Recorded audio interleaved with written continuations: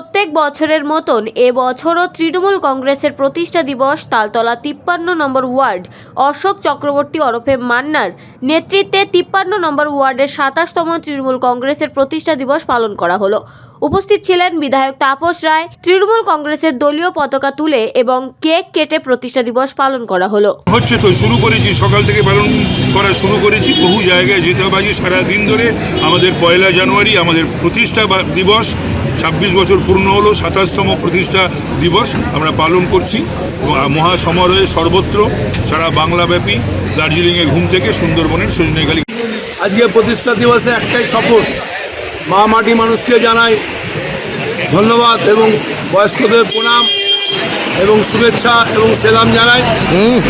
আমাদের একটাই শপথ আজকে তৃণমূল কংগ্রেসের প্রতিষ্ঠা দিবসে, আমরা ভারতবর্ষের সেকুলারিজম বজায় থাকুক।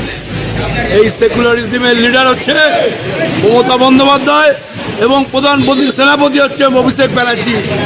আমাদের 42 আমরা জিতব এবং ভারতবর্ষের বুকে আমরা প্রধানমন্ত্রী চাই মমতা বন্দ্যোপাধ্যায়। আপনারা তো জানেন এইগুলো পোস্টার যেগুলো হয়েছে, এগুলো অ্যাডভার্টাইজমেন্ট এজেন্সি যারা আছে তারা পোস্টার 200-500 পোস্টার লাগাতেই পারে। মানুষের বুকের মধ্যে এবং মনের মধ্যে মমতা বন্দ্যোপাধ্যায় মানুষের জন্য কাজ করছেন।